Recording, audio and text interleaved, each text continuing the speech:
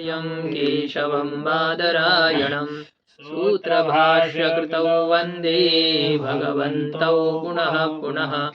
ईश्वरो गुरुरात्मेति मूर्तिभेदविभागिने व्योमवद्व्याप्तदेहाय दक्षिणामूर्तये नमः। ॐ शान्तिः शान्तिः शान्तिः। यदविद्याविलासेन भूतभौतिकसृष्टयः तं नौमि परमात्मानं सच्चिदानन्दविग्रहम्। ॐ शान्तिः शान्तिः शान्तिः। माया से उपहित चैतन्य ही ईश्वर साक्षी है।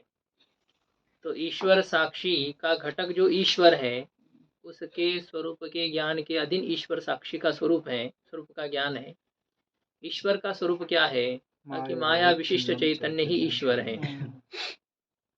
माया यदि विशेषण हो तो उसी चैतन्य को ईश्वर कहते हैं, और माया यदि उपाधि हो तो उसी चैतन्य को ईश्वर साक्षी कहते हैं। इसे है तो ईश्वरत्व और साक्षित्व इन धर्मों में भेद है। धर्मी जो ईश्वर और ईश्वर साक्षी, इसमें भेद नहीं है। गुरु जी आपने कहा अविद्या और माया इसमें भी भेद नहीं है। हाँ। लेकिन अविद्या का नाश होने पर तो जीवन मुक्त होता है, और माया को पार करने पर तो विदेह कैवल्य प्राप्त होता है। वो एक उसी की शक्ति विशेष है ना। आवरण शक्ति प्रधान जो माया है उसी को अविद्या कहते हैं, और विक्षेप शक्ति प्रधान जो है तो उसी को ही मूला विद्या या माया इस प्रकार से कह देते हैं। है उसी के ही है वो।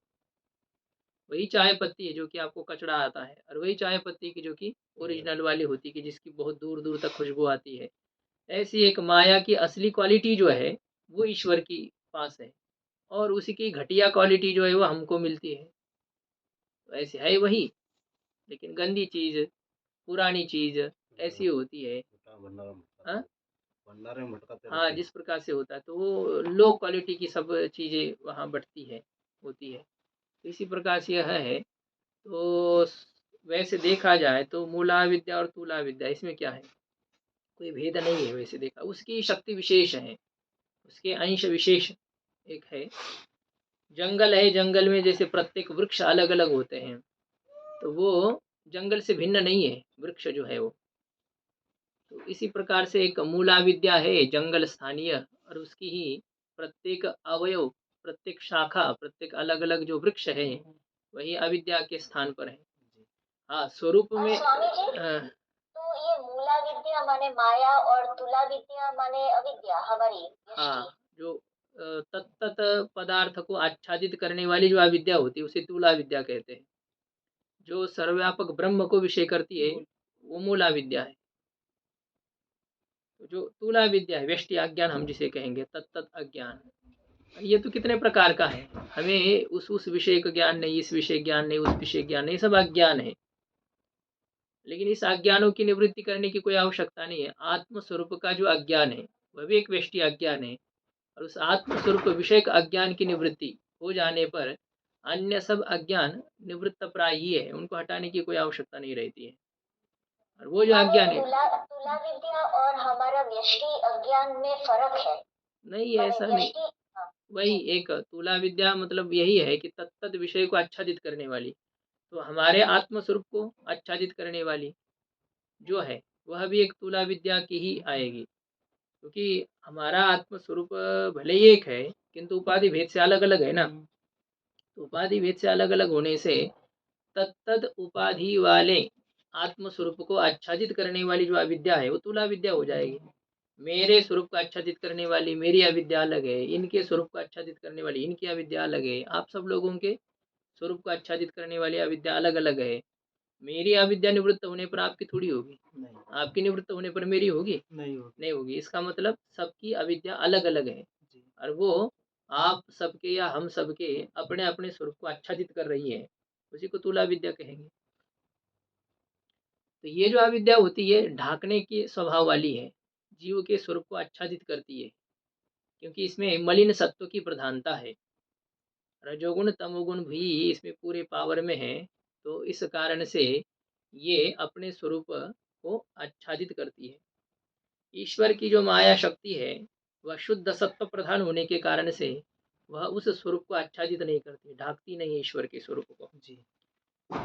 अब यह है कि जो ईश्वर है उसकी माया रूपी उपाधि यदि एक ही है तो ब्रह्मादि रूप से उसका भेद कैसे, ये पूर्व पक्ष की शंका कल हो चुकी थी। ईश्वर के उपाधि में स्वाश्रय व्यामोहत्व है। ईश्वर की जो उपाधि है वो अपने आश्रय ईश्वर के स्वरूप को आच्छादित नहीं करती है। ब्रह्म का जो स्वरूप है, जिस स्वरूप में माया रूपी उपाधि लगी है, तो वह माया रूपी उपाधि अपने आश्रय को आच्छादित नहीं करती है, अपने गुणों का आधान उसके ऊपर नहीं करती है उपाधि तो वैसे आधान करने वाली होती है, फिर भी उसकी जो उपाधि है ईश्वर की वह अत्यंत परिशुद्ध होने के कारण से वो ईश्वर का कुछ बिगाड़ती नहीं है। आपको बोला था कल, वही स्त्री है जो कि पति का गौरव बढ़ा सकती है, और वही स्त्री है कि पति को गिरा सकती है ना। तो हमारी यह जो अविद्या रूपी स्त्री है, उपाधि है, बड़ी विचित्र है, गिराने वाली है हमको। लेकिन ईश्वर की जो उपाधि है वो साध्वी है, वो पतिव्रता है, वह ईश्वर को गिराती नहीं है, ईश्वर का सम्मान बढ़ाती है। हाँ? वो उस प्रकार की है, परोपकारिणी है, सुशीला है। क्या सांख्य शास्त्र में कितनी इसके स्वभाव की प्रशंसा की गई थी। प्रकृति है सुकुमारतरम अन्यत् इति में मति ही, प्रकृति के जैसे अत्यंत सुकुमार कोई नहीं है। एक बार जब उसको पता चला कि इसने मुझे जान लिया तो फिर वो उस व्यक्ति के सामने नहीं आती है। जो था ये माया। तो गुरु जी जैसे माया है पतिव्रता आपने कहा, तो पतिव्रता मतलब पति के मत का अनुसरण करती है, तो माया पूरा भगवान का ही अनुसरण करती है, जो वो कहते वही करती है। हाँ, वो तो है ही, उनकी शक्ति है, जैसा वो चाहते हैं वैसा ही होता है।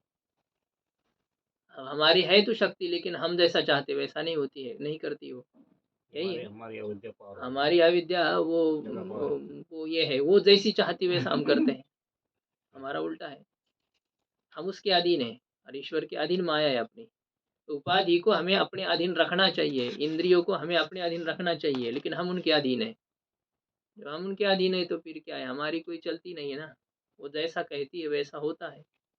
परतंत्र है, पराधीन है, ईश्वर स्वतंत्र है, स्वतंत्र है। और ईश्वर की शक्ति भी बहुत तेजस्विनी है, बहुत सामर्थ्यशालिनी है, सर्वज्ञ है, सर्व शक्ति से संपन्न है, ऐसी वह है। और ईश्वर उसके ऊपर अपना पूरा नियंत्रण कर रखे हैं, अपने अधीन रखे हैं। इस कारण से ईश्वर में सर्वज्ञता है, ईश्वर में सर्वशक्तिमत्ता है, ईश्वर में सर्वव्यापकता है, विशेष है हमारी अपेक्षा से। वो विशेषता ईश्वर की तो है, लेकिन वैसे है उनके उपाधि की, उनके विशेषण की वो विशेषता है। उनकी उपाधि वैसी है, अत्यंत परिशुद्ध है, और हमारी उपाधि वैसे नहीं है। जैसे हम कहते हैं ना, पुराने जमाने में लोग 10-12 साल में ही संपूर्ण शास्त्र आदि का अध्ययन करके उनके कंठस्थ हो जाते थे। हमारा कितने साल तक करने पर भी कुछ नहीं होता है। उस समय का समय अलग था, वह काल वैसा था, वह सभी अनुकूल वातावरण था। वो अभी है क्या, कितनी विक्षिप्तता है।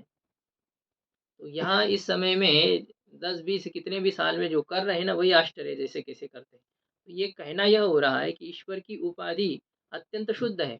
हमारी उपाधि यदि शुद्ध हो जाती तो भी हम भी तो ऐसे ही करते हैं, लेकिन हमारी उपाधि गंदी है, इसलिए वो हमें गिराने का ही प्रयास करती है। अब हम कब तक संभाले उसको, थोड़ा सा अनवधान हो जाता है तो गिरा देती है अविद्या। हमारी उपाधि गंदी भी कैसे कहेंगे गुरु जी, क्योंकि जो साक्षात्कारी पुरुष है वो तो उपाधि को भिन्न समझता है, तो उस समय वही उपाधि है ना उसकी, लेकिन वो उससे मिश्रित नहीं रहता है। नहीं, उसने अपना काबू पा लिया है, उसको नष्ट कर दिया है ना, आत्मस्वरूप के साक्षात्कार से उसने उसको नष्ट कर दिया है, मतलब बाधित कर दिया है। अब वो कुछ बिगाड़ नहीं पाती है। जब तक वो चेतन थी, जीवित थी, तब तक तो उसको भी उसने बहुत परेशान किया,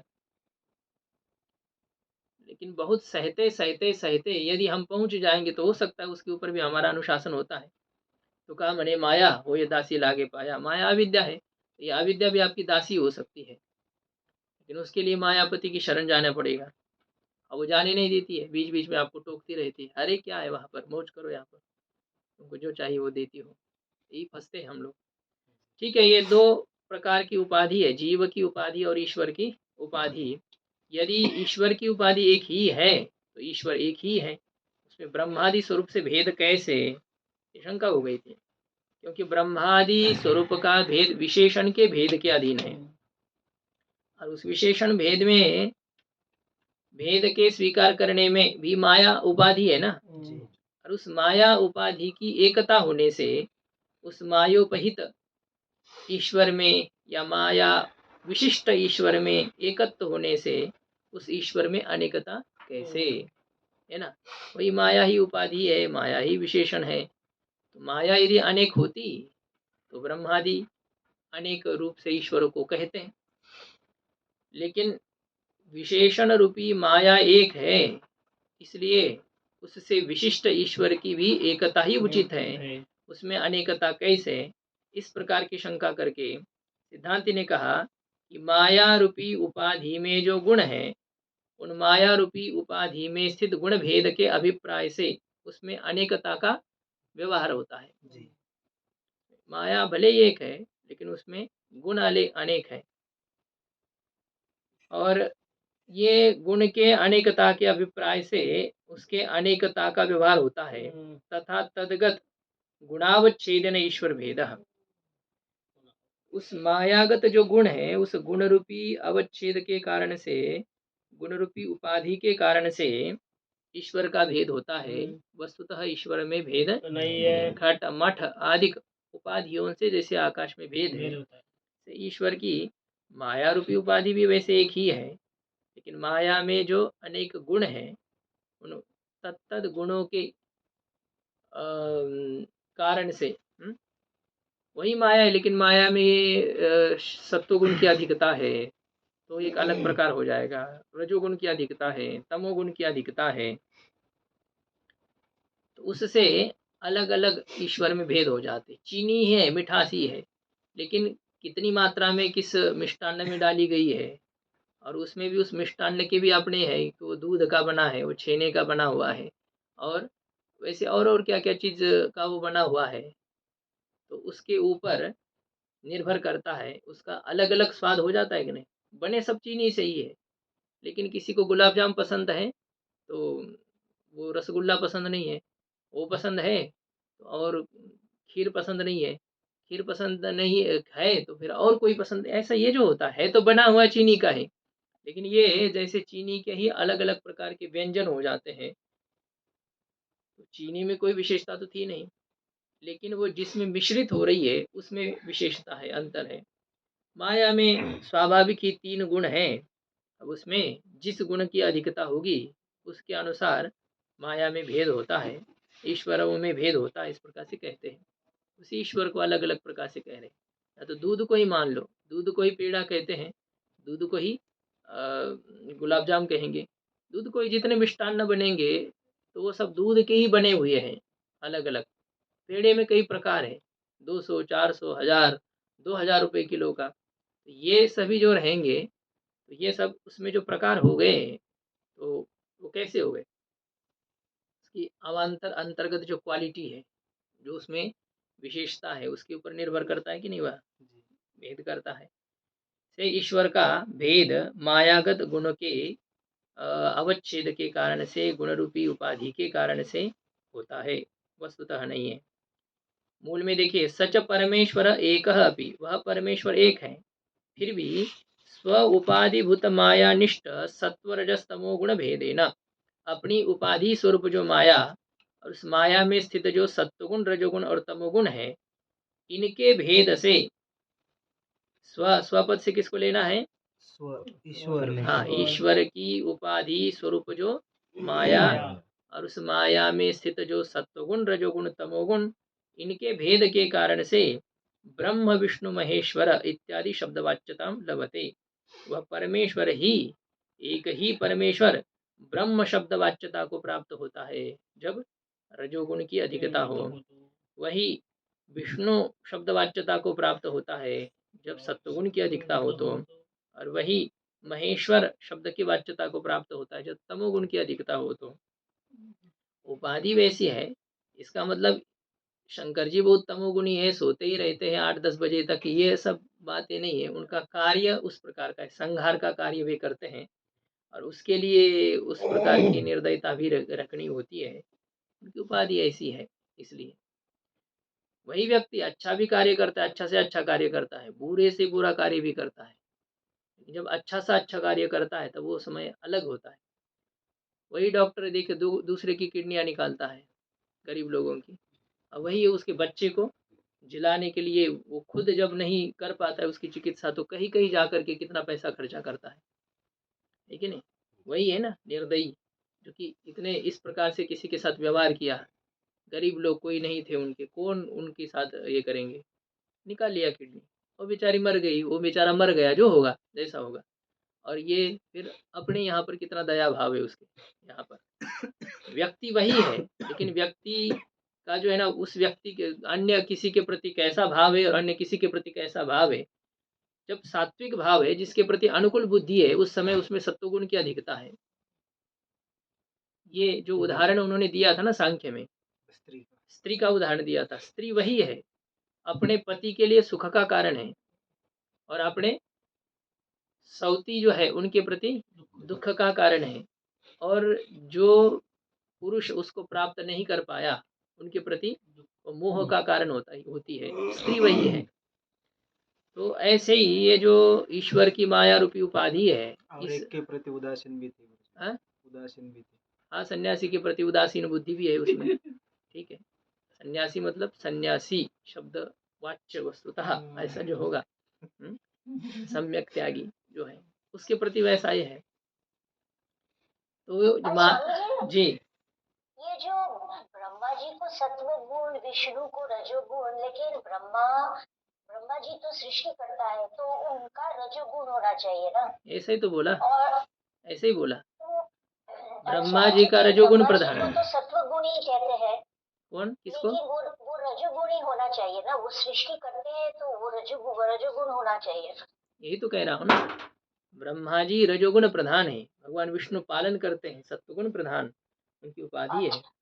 और शंकर जी इसका संहार करते हैं। संहार करने के लिए निर्दयता चाहिए, क्रोध चाहिए। तो ये इस प्रकार की उपाधि उनके पास में है। तीसरा नेत्र खोल देते हैं। तो फिर यहाँ पे यथासंख्यम के अनुसार तो ब्रह्मा जी सत्वगुणी हो गए, और वैसे भी कई जगह कहते हैं ना ब्रह्मा जी सत्वगुणी। नहीं, सत्वगुणी का रजोगुणी का ही कार्य है, सृष्टि का विस्तार करना, ये राजसी कार्य है ना, फैलाते रहना, अपना सब जो है ना संग्रह करते रहना, बटोरते रहना। बहुत अपना इधर आश्रम हो, उधर चेला हो, उधर ये हो, उधर भगत हो, ये सब क्या है, राजसी कार्य है ना। सांख्य में भी लक्षण किया था गुरु जी, चंचलम रजा, गुरुवर प्रकाशकम उपष्टम्बकम चलंच रजः, उपष्टम्बकम चलंच। तो रजोगुण जो होता है वो आच्छादित करने वाला है, उपष्टम्बकम चलम चंचल है, और वो ठीक है, उपष्टम्भकम कुछ था उसमें, स्तब्ध करने वाला तो नहीं होता है, चलाने वाला, कार्य में प्रेरित करने वाला, इतना है जैसा है। तो ये रजोगुण का कार्य होता है। ब्रह्मा जी जो सृष्टि करते हैं और उनके सृष्टि में जो जो उत्पन्न होते हैं सबको कहते हैं प्रजा सृज, प्रजा की सृष्टि करो। सनकादिकों को कहते प्रजा की सृष्टि करो, नहीं हम भजन करेंगे, अरे मेरी बात नहीं मानते हो, जाओ मैं ऐसे बने रहोगे, 5 साल के नंगे घूमते रहोगे। तो शाप दे दिया। शंकर जी आए, सृष्टि बनाओ, सबको ऐसे करते। तो ये रजोगुण प्रधान उनकी उपाधि है, ऐसा है, वो ईश्वर ही, लेकिन उस प्रकार का कार्य करते हैं, उनको वह कार्य दिया गया है। जिसको कोतवाल का कार्य दिया गया, वो शांति से बोलने से कैसे चलेगा वहां पर? नहीं, सब तो उसको कुचल देंगे ना, तो उसको उस प्रकार से रखना पड़ता है, वैसा वो व्यवहार दिखेगा उसका कि कितना गुस्से वाला है, रहना चाहिए। और ये सबको बनता नहीं, सबकी भूमिका सबको नहीं है ना। नॉर्मल शांत व्यक्ति को वहाँ बिठाया जाए तो कैसे बनेगा? वो नहीं होगा। फिर निमंत्रण रहेगा 100 को, आ जाएंगे 400 लोग, ऐसे वैसे वैसे बातें करते करते करते सब पहुंच जाते, वैसे पहुंच जाएंगे, होता है। तो व्यक्ति की जिस प्रकार की उपाधि होती है, उस प्रकार से उपाधिगत जो विशेषताएं हैं, उस कारण से उस एक व्यक्ति में ही अलग अलग शब्द वाच्यता आ जाती है। जैसे कल हम लोग देख रहे थे पाचक और पाठक दोनों एक ही है, जी लेकिन पाचकत्व धर्म और पाठकत्व धर्म काला इनमें और भेद है। सूर्य। और ये धर्म में भेद भिन्न भिन्न कार्य रूपी उपाधि के कारण से है। जी ऐसे ईश्वर भी भिन्न भिन्न कार्य करते हैं, उस उपाधि उस कार्य के लिए उनको उस प्रकार के उपाधि को धारण करना पड़ता है। वही मैया है, कितनी बालक का पालन पोषण करती है, लेकिन कभी थप्पड़ भी जमा देती है, तो क्या वो दूसरी है क्या? हैं? पालन पोषण करने वाली दूसरी है, जन्म देने वाली दूसरी है, और पीटने वाली दूसरी है कि नहीं? माता जी तीनों प्रकार की भूमिका का निर्वाह करती है। ब्रह्मा जी की भी भूमिका, विष्णु भगवान की भी भूमिका, और कभी चाहे तो शंकर जी की भी देती जमा देती है। हाँ? नजदीक तो बालक माता जी के ज्यादा रहता है, और ज्यादा उटपटांग उन्मत्तता करता है तो क्या कर देती है मैया? थप्पड़ भी रुद्र लगा रूप देती है। धारण कर। तो क्या मैया अलग अलग है? नहीं वही है। बालक को देखो, चाहे जितना थप्पड़ लगाए वो फिर भी वही उसके पास में जाकर के रोता है। उसको पता नहीं यही है, मुझे और कोई आश्रय है नहीं।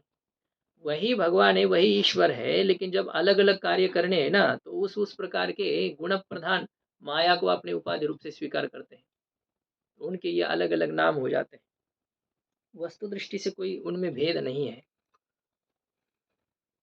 भिन्न भिन्न पात्रों में वही गंगा जी का जल रख दिया तो कहते हैं कमंडलू का जल है, ये घट का जल है, और ये लोटे का जल है, हाँ, और ये और किसी गिलास का जल है। ऐसा जो होता है, क्या है, जल तो वही है ना, लेकिन अलग अलग ये हो गया, और उसमें फिर अंतर्गत भेद भी हो जाता है।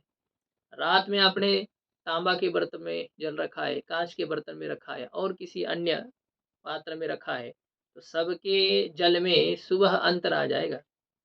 किसी की क्वालिटी घट जाएगी तो किसी की क्वालिटी बहुत बढ़ जाएगी। तो ये होता है ना, किसी में बहुत ज़्यादा शीतलता, किसी में ऐसी कोई ज़्यादा शीतलता नहीं। ऐसे अलग अलग जो आ जाता है उस उपाधि के कारण से, संपर्क से। वैसे ये है। अब बात तो हमें यहाँ है, उपाधि का भेद नहीं करना है, ये एक समस्या हो रही है। या उपाधि एक ही है, माया। माया ही है। मायागत जो अवान्तर ये है, अंतर्गत जो तत्त गुण है, उन गुणों के कारण से यह भेद हो रहा है। किस गुण को प्राधान्य दिया जा रहा है मायागत? गुरु जी यहाँ पर उपाधि को लेकर या विशेषण को लेकर भेद? वही एक माया और उपाधि और विशेषण, इसमें कोई ज्यादा अंतर नहीं किया जा रहा है यहाँ पर। जी इसलिए कह रहे उपाधि पदम अत्र विशेषण परम। टीका में यहाँ जो उपाधि पद है यह कैसा है? विशेषण परक है। अब अपनी विशेषण स्वरूप जो माया, विशेषण का तात्पर्य, विशेषण में तात्पर्य परक यह है। तथा च मायावचिन्न ईश्वर चैतन्यमेव उद्भूत सत्वगुण मायावचिन्नम पालयित्री विष्णु नारायणादि शब्दवाच्यता लभते।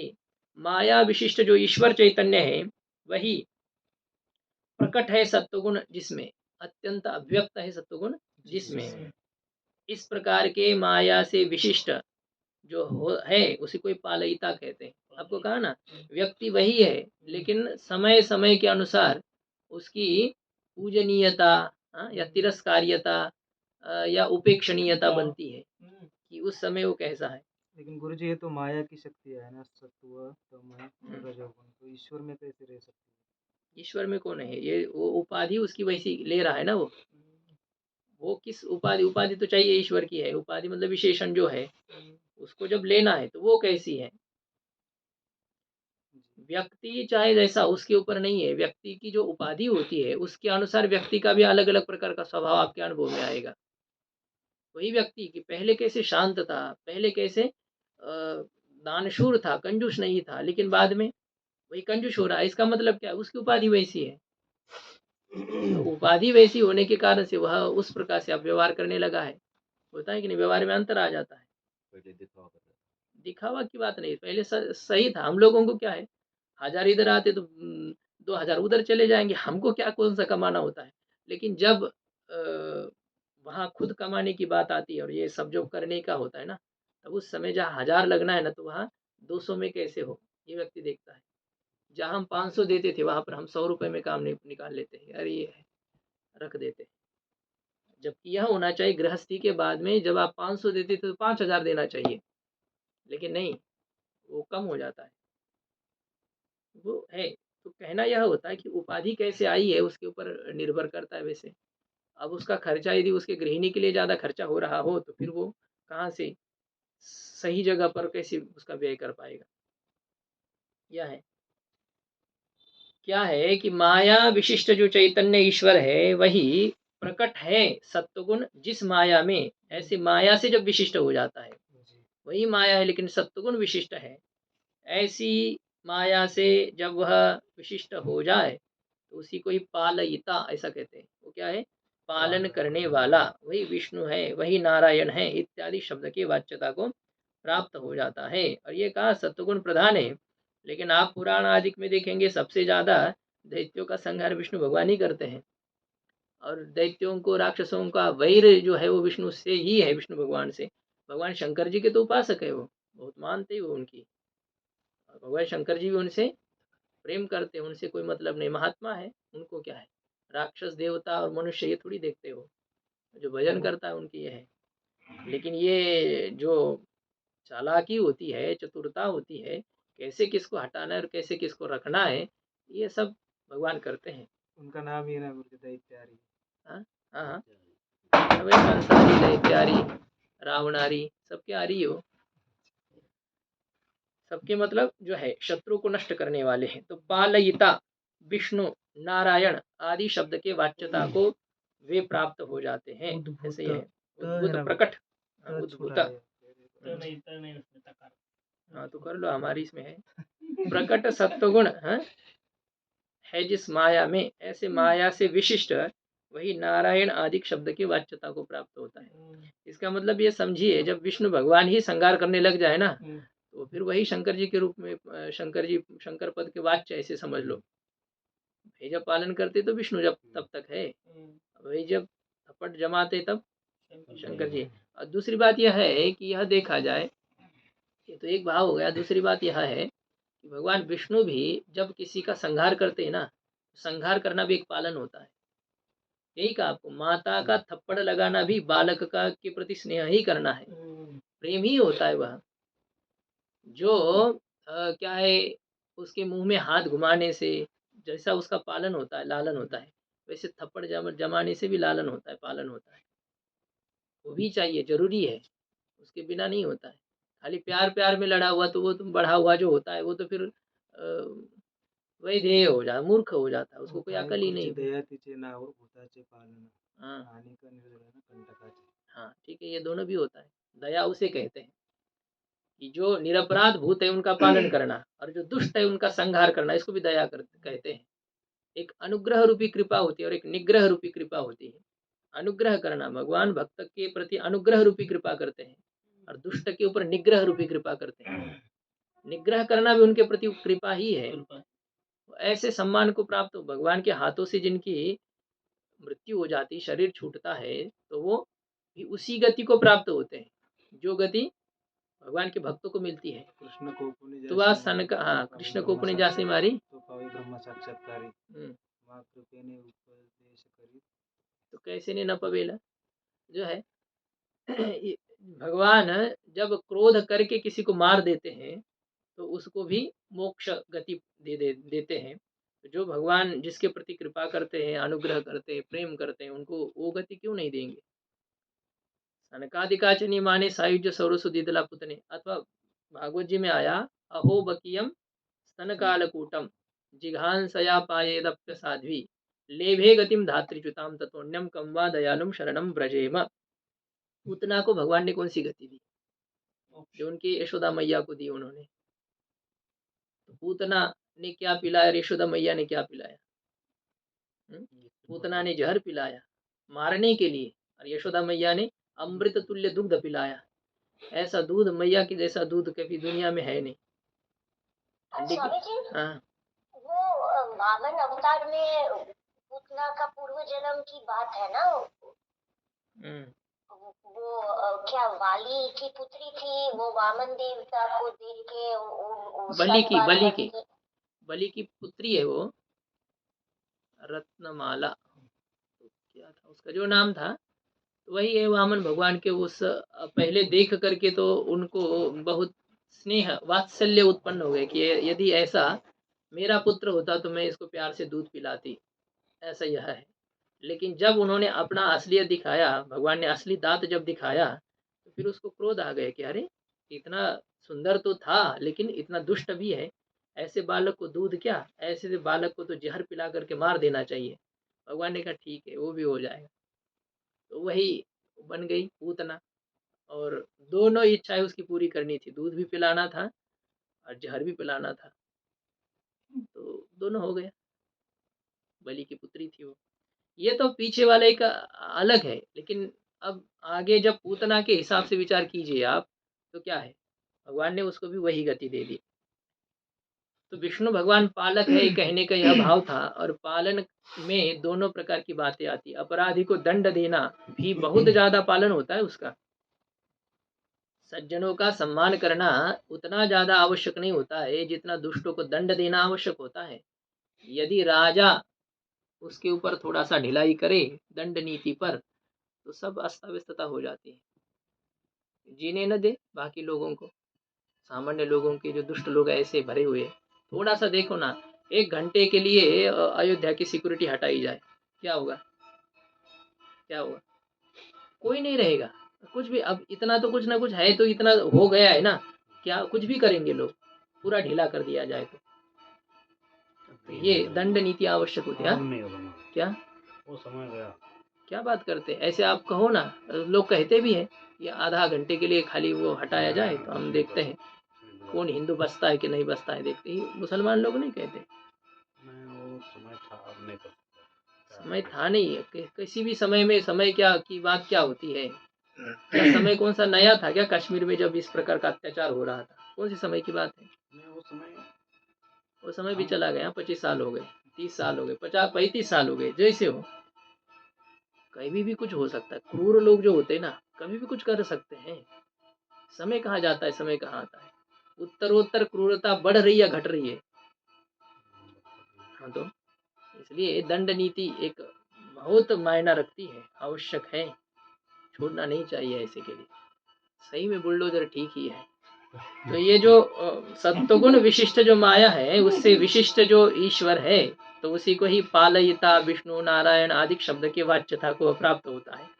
तदेव उद्भूत रजोगुण माया व छिन्नम, वही प्रकट है रजोगुण जिसमें ऐसे माया से विशिष्ट जो है, वही सृष्टा ब्रह्म विधाता आदि शब्द के प्रतिपाद्यता को वाच्यता को प्राप्त होता है।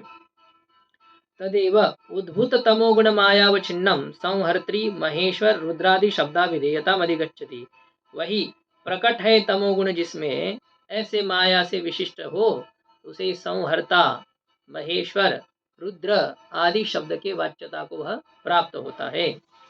अब इसमें मैत्रेय उपनिषद को कह रहे, उद्धृत कर रहे हैं। हालांकि मैत्रेय उपनिषद को देखा, उसमें है नहीं ये मंत्र जो इन्होंने लिखा है, और उसमें शिखामणि में भी लिखा है, 3 अध्याय में है मैत्रेय उपनिषद, उसमें ये मंत्र नहीं दिया है। अथ यो खलु वावास्य राजस अंशः असौ योऽयं ब्रह्मा, अथ यो खलु वावास्य तामसो अंशो असौ स यो अयं रुद्रो, अथ यो खलु वावास्य सात्विको अंशोऽसौ स योऽयं विष्णुरिति। ऐसा ये श्रुति है।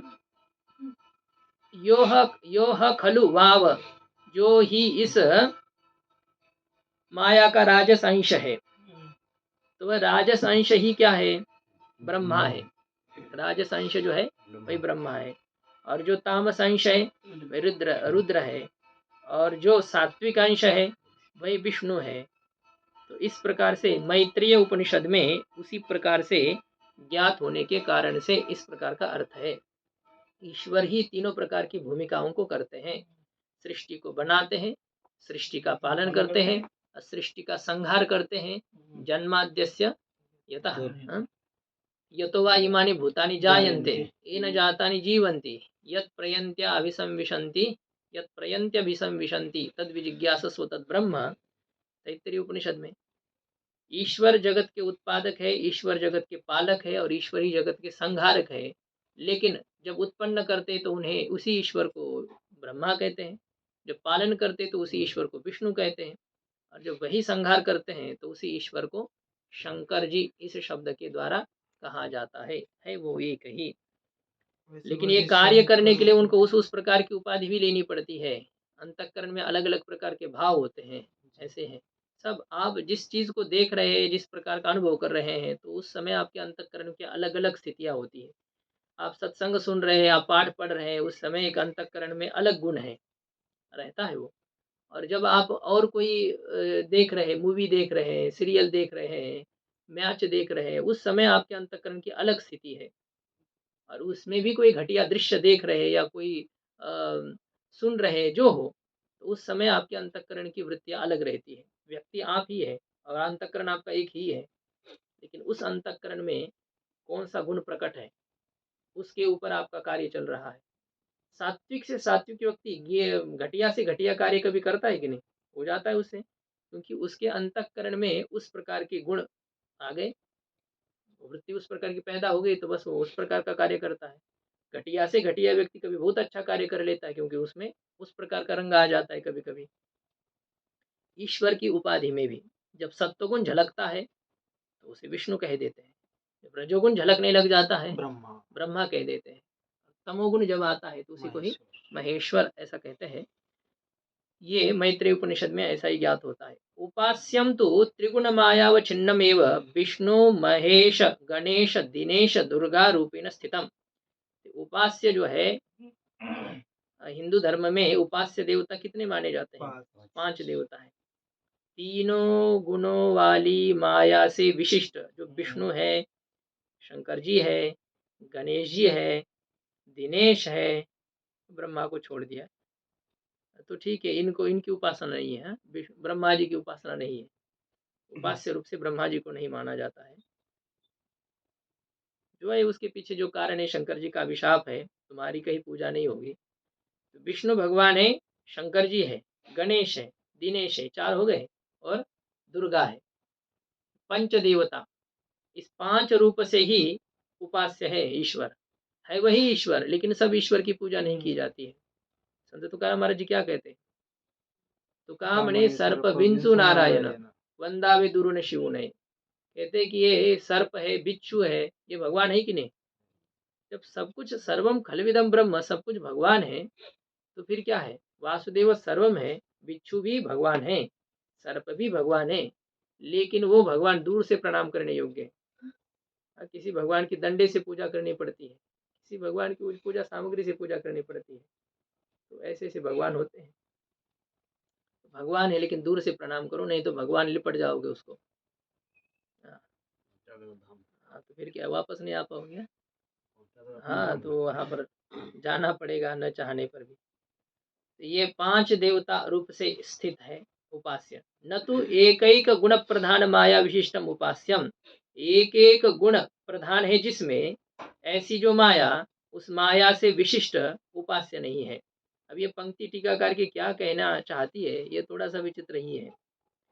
इन 5 देवताओं के रूप से तो भगवान उपास्य होते हैं, ईश्वर उपास्य है, किंतु एक एक गुण प्रधान है जिसमें, ऐसी जो माया है, एक एक गुण है जिसमें प्रधान, ऐसी जो माया है, तो उस माया से विशिष्ट जो है, वह उपास्य नहीं होता है, क्योंकि उसमें निरंकुश ऐश्वर्य की युक्तता का श्रवण न होने के कारण से उसमें निरंकुश ऐश्वर्य नहीं है।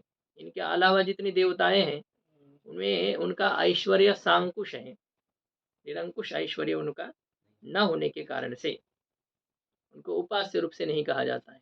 एक एक गुण प्रधान है जिसमें।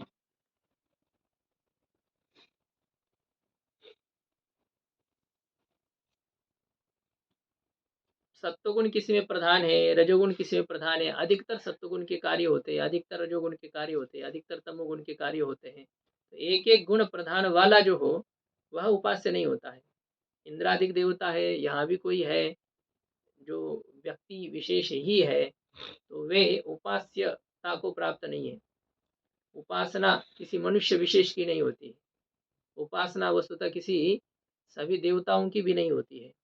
इंद्रादिक देवता की उपासना नहीं है, करे आप करेंगे तो भी करने वाले है, की जाती है, लेकिन शास्त्रीय पद्धति से वैसे देखा जाए तो उपास्य कोटि में वो देवता नहीं आते। यहाँ तक तो हम तो क्या है, किसी के भी पैर छूते हैं, कुत्ते के जैसे पूछ हिलाते हैं, वो अलग है, पूछ नहीं है, नहीं तो हिलाते आदमी जरूर। तो ये है कि उपासना जो करनी है, तो वह इन देवताओं की नहीं। हाँ ठीक है, भले ही ब्रह्मा जी ने कहा है कि सह यज्ञः प्रजा सृष्ट्वा पुरोवाच प्रजापति अनेन प्रसविष्यध्वम एष वस्तुष्ट कामदो। इंद्रादिक देवताओं का आप प्रसन्न करो, ऐसा कहा। आप पूजा करो, उनकी मूर्ति रखो और उनका ध्यान भजन करो, ये नहीं है। उपासना करने के लिए तो भगवान है, इनकी प्रसन्नता करनी चाहिए, इनको प्रसन्न रखना चाहिए। जैसे पतिव्रता स्त्री है, उसको उपासना किसकी करनी चाहिए? पति, मतलब सर्व समर्पण उसका पति के प्रति होगा, लेकिन घर वालों को संतुष्ट रखना पड़ेगा कि नहीं? जी उनको भी संतुष्ट रखना है। तो इंद्रादिक देवताओं को संतुष्ट रखने की बात है। वो संतुष्ट कैसे होंगे? उनकी पूजा पाठ करने से नहीं, उनकी संतुष्टि इतना ज्यादा सर पे नहीं। उनको अपने अपने कर्तव्य कर्म का पालन करना, समय समय पर जो है उनका, वो उतना सम्मान होता है।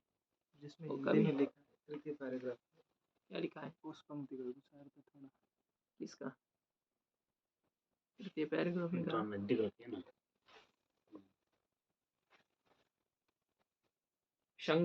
शंकर को निरंकुश ऐश्वर्य वाला मानकर बड़ा कह दिया है। तो कहते इसलिए एक एक गुण की प्रधानता के कारण पुराणों में कभी ब्रह्मा को, कभी विष्णु, कभी शंकर को निरंकुश ऐश्वर्य वाला मानकर बड़ा कह दिया गया है। उपास्य तो त्रिगुण मायावचन चैतन्य एक ही है, वह एक ही है। इसलिए एक एक गुण के प्रधानता के कारण से ब्रह्मा को, विष्णु को और शंकर जी को निरंकुश ऐश्वर्य वाला मानकर बड़ा कह दिया है। ये पंक्ति तो यहाँ नहीं लग रही इनकी। ये कह रहे कि तीनों गुण प्रधान माया से विशिष्ट ईश्वर को ही उपास्य मानना है।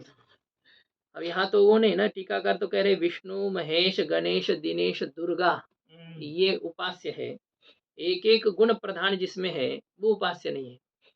ब्रह्मा जी उपास्य नहीं है, तो क्यों नहीं है ब्रह्मा जी उपास्य? क्या उसमें विशेषता है? यदि रजोगुण प्रधान है इसलिए उपास्य नहीं है, तो शंकर जी भी तो तमोगुण प्रधान है कि नहीं?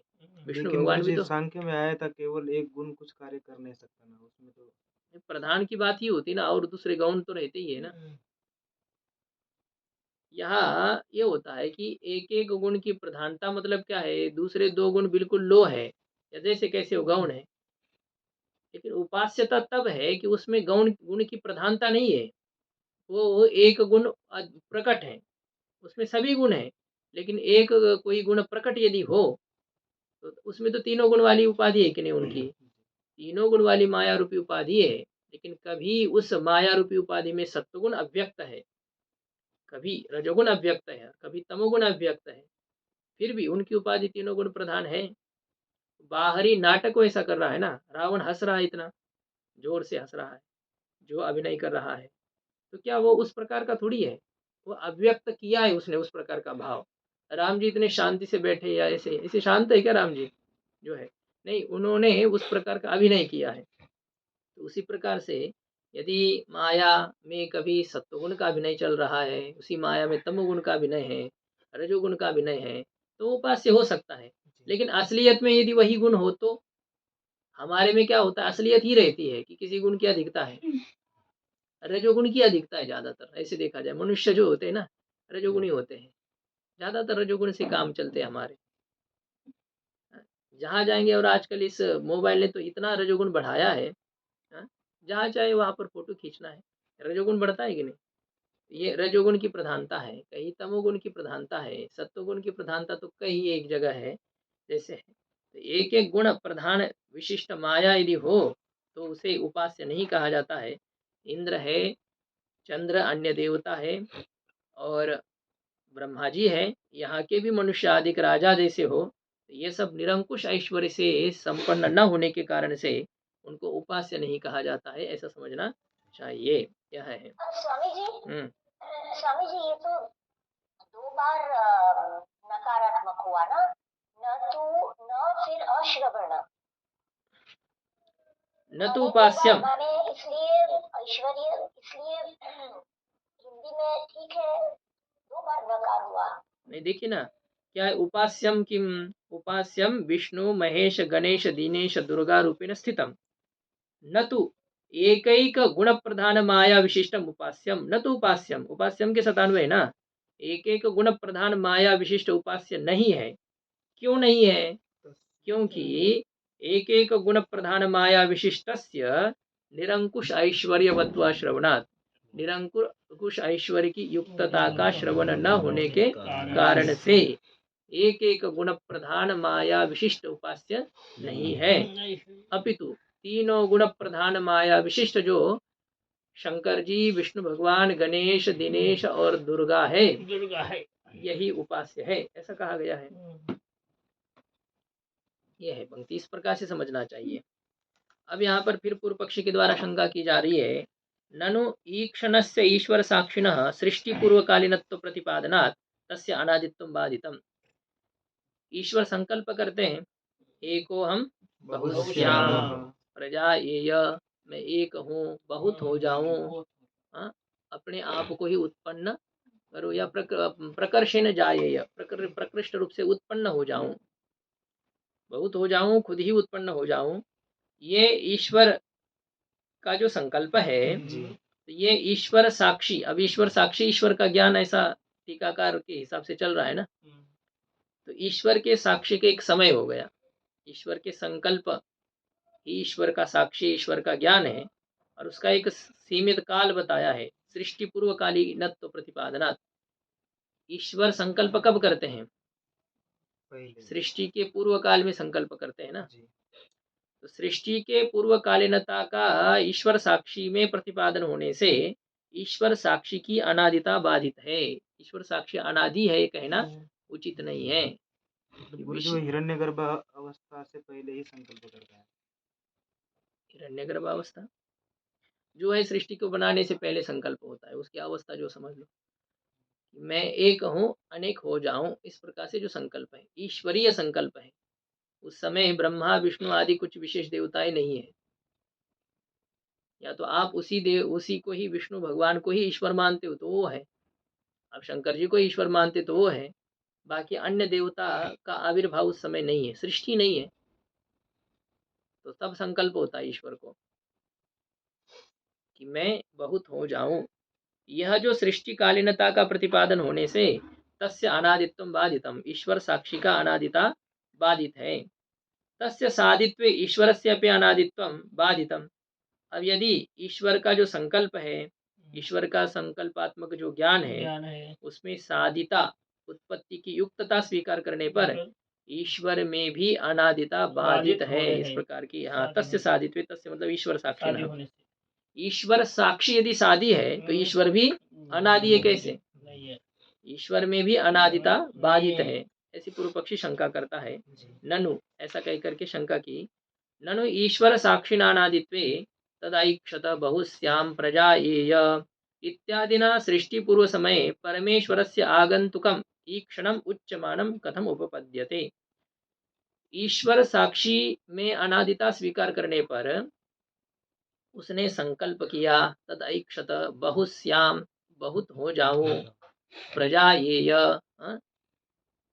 प्रकृष्ट रूप से जायेय, प्रकृष्ट रूप से प्रकट हो जाऊं, इस प्रकार से ईश्वर ने संकल्प किया। इत्यादि ना सृष्टि पूर्व समय, इत्यादि वाक्यों के द्वारा सृष्टि के पूर्व काल में परमेश्वर में जो ईक्षण है, संकल्प है, वह आगंतुक है कि नहीं? हमेशा संकल्प करते हैं ईश्वर? नहीं, कभी संकल्प करते हैं। आगंतुक जो ईश्वर का संकल्प है, जो कि उच्च मानव जो कहा गया संकल्प है, वह कथम उपपद्यते, वह कैसे सिद्ध होता है, उसकी संगति कैसे लगती है, वो युक्ति संगत कैसे होता है? ईश्वर साक्षी अनादि है, और ईश्वर साक्षी स्वरूप जो संकल्पात्मक ज्ञान है उसको तो साधी है, तो साधी ऐसा ईश्वर का संकल्पात्मक ज्ञान, और वही यदि साक्षी है तो उसमें अनादिता कैसे, ये कहा जा रहा है। तो इसमें फिर अब देखिए ग्रंथकार टीकाकार सभी इसमें आएंगे कि ईश्वर का साक्षी स्वरूप ज्ञान की बात नहीं, उसका वृत्ति स्वरूप ज्ञान। जैसे जीव की उपाधि अंतःकरण की वृत्तियां होती है, वैसे ईश्वर की उपाधि भूता माया की भी वृत्तियां है, तो वृत्ति साधी है। तो मतलब कहाँ आ गए? ईश्वर साक्षीजन्य ज्ञान और जीव साक्षीजन्य ज्ञान वही पर आ गए ना। इसलिए टिप्पणीकार ने कहा था कि यहाँ ईश्वर साक्षी और जीव साक्षी भेद से प्रत्यक्ष ज्ञान में दो प्रकार की है, वो साक्षी में प्रकार नहीं, साक्षीजन्य ज्ञान में प्रकार समझने चाहिए। ईश्वर साक्षीजन्य ज्ञान, ईश्वर की जो उपाधि माया है, उस माया के परिणाम स्वरूप वृत्तियां जो है वो साधी है। कभी ईश्वर को लगता है कि मैं उत्पन्न करूं, कभी ईश्वर को लगता है कि मैं पालन करूं, जी और कभी ईश्वर को लगता है कि अभी बहुत हो गया, अब हटा दिया जाए। तो ये जो माया वृत्तियां है वो